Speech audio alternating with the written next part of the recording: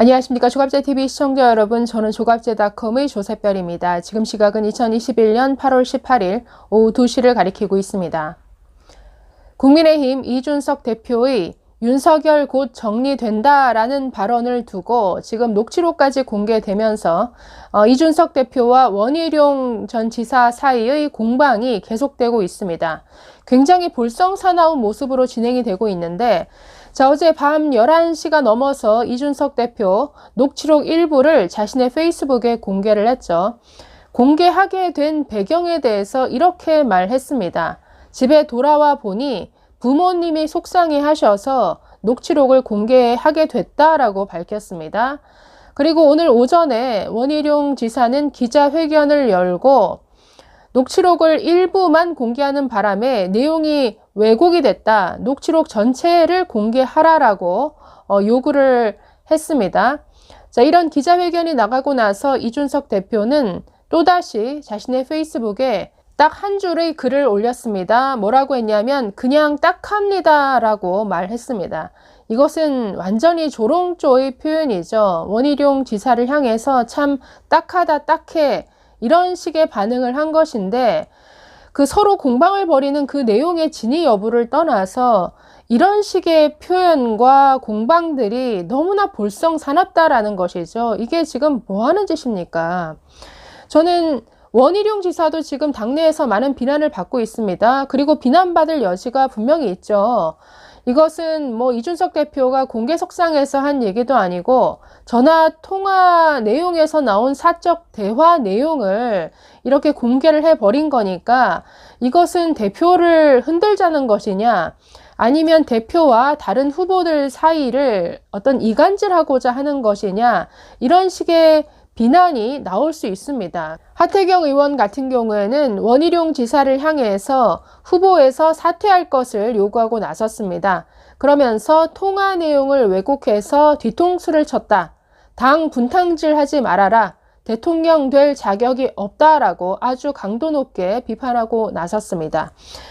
자, 지금 공개된, 그러니까 일부 내용만 녹취록이 공개가 됐기 때문에 사실 공개된 내용으로는 누구의 말이 사실인지를 정확히 판단하기가 어렵습니다. 자, 진중권 전 동양대 교수가 지금 공개된 녹취록 내용의 핵심을 이렇게 정리했는데, 자, 한번 보시면 여의도연구소 내부 여론조사에서 윤 총장 지지율이 떨어지고 있다. 고로 이거 곧 정리될 거다. 원 지사 지지율은 오르고 있더라. 축하한다. 뭐 이런 얘기가 녹취록에 나온다라는 거죠. 자, 이것을 두고 첫 번째 원희룡은 이것을 지지율이 떨어지고 있으니 윤 총장이 후보로서 곧 정리될 거다라는 말로 이해한 것이고, 두 번째 이준석은 이것을 지지율이 떨어지고 있으니 이 갈등은 곧 정리될 거다라는 뜻이었다고 해명한 것이다 라고 정리를 했습니다. 그러면서 어느 쪽이 더 자연스러운지 판단은 알아서들 하라. 자, 이런 글을 올렸는데요. 저도 공개된 녹취록 다 읽어봤지만 양쪽으로 해석될 여지가 50대 50입니다. 그래서 지금 일부만 공개된 상태에서는 진위 여부는 사실 판단하기 어려운 상태입니다. 원희룡 지사 요구대로 뭐 녹음 파일 전체가 공개되지 않는 한 아직은 누구 말이 맞다라고 판단하기 어렵다라는 것이죠. 저는 원희룡 지사가 이런 폭로를 하게 된 배경에는 두 가지가 있다라고 봅니다. 첫 번째, 이준석 대표의 공정성에 의문을 가진 것이죠. 자, 최근 이준석 대표가 한 언론인과의 대화에서 윤석열 전 총장 토론회 2번이면 낙마한다 라고 얘기를 했다는 게 아주 기정사실화되어서 전해지고 있습니다. 여기에 대해서 해명 없었습니다. 그래서 거기에 지금 이런 대화 내용까지 더해져서 정말 이것은 심각하게 뭔가 특정 후보를 편드는 것이냐, 공정성의 의문을 제기하는 것 한 가지. 두 번째는 통화 과정에서 이준석 대표가 대여 투쟁은 내 몫이 아니다라고 했다라는 점, 이 두 가지에서 자신은 굉장한 충격을 받았다라고 했습니다. 그래서 그 내용을 지금 폭로한 것인데, 물론 이 폭로 방식 자체에 전 동의하진 않습니다만은 그 내용 자체의 어떤 심각성에 있어서는 동의는 하는 바입니다. 저는 이준석 대표가 왜 점점 문재인을 닮아갈까 이런 생각을 할 때가 있었는데, 어떤 면에서 그러냐면 이 문재인 대통령 항상 자신이 불리할 때는 침묵하죠. 그리고 해명해야 될 일에 있어서는 해명하지 않고 그냥 숨어버립니다. 그리고 절대 사과하지 않죠. 왜 이런 리더십을 이준석 대표가 닮아가는지 굉장히 걱정스러운데, 자, 휴가 가 있는 동안 정말 세상을 떠들썩하게 만들어 놓고 휴가를 가버렸죠. 이준석 대표 그동안 뭐 윤석열 캠프를 향해서 또 여러 사안들에 대해서 아주 한마디도 지지 않기 위해서 날마다 언론에 아주 뭐 질러버리다시피 얘기를 해왔습니다.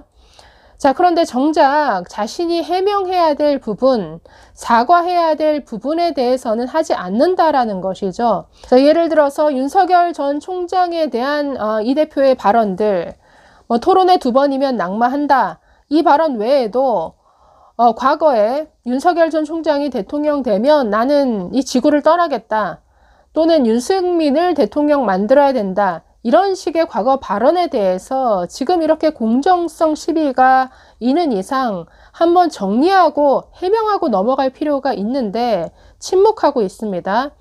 이뿐 아니라 지난주에 불거졌던 이 녹취록 유출 파문과 관련해서도 그냥 녹취록 존재하지 않는다, 녹취 파일도 없다라고 해명했지만 그걸 어떻게 믿을 수 있습니까? 이렇게 녹취록이 공개가 돼버리고 있는데. 그렇기 때문에 지금 해명해야 될 부분에 있어서 왜 정정당당하게 해명하지 않느냐라는 것이죠. 이뿐 아니죠. 안철수 대표의 국민의당과의 합당도 물 건너갔습니다. 그런데 합당 실패 이후에 대표로서 입장 전혀 낸 바가 없습니다. 이것은 책임 회피죠. 지금 합당 실패 과정에서 이준석 대표가 안철수에게 보여왔던 아주 날선 감정들, 조롱의 표현들, 이것들이 매우 악영향을 미쳤을 것이다, 다 지적하고 있는데 여기에 대해서는 한마디도 하지 않고 지나간다, 이것은 있을 수 없는 일이죠. 대표라고 한다면 이 합당 실패에 대해서도 분명한 입장 표명이 필요합니다. 자, 이렇게 이준석 대표의 리더십이 왜 이렇게 문재인처럼 비겁해지는가, 이것은 굉장히 큰 문제죠. 지금 어제 녹취록 공개를 하면서 부모님이 걱정하셔서 속상해 하시는 모습을 보고 공개를 했다라고 하는데, 지금 정권 교체를 바라는 많은 국민들의 우려와 이 실망감을 먼저 볼 줄 아는 이런 대표여야죠. 좀 대표로서 고개를 숙이고 지금 이런 콩가루 지방 같은 이런 야당의 모습을 좀 제대로 추스려서 좀 믿음을 주는 이런 모습으로 좀 거듭났으면 하는 바람입니다. 감사합니다.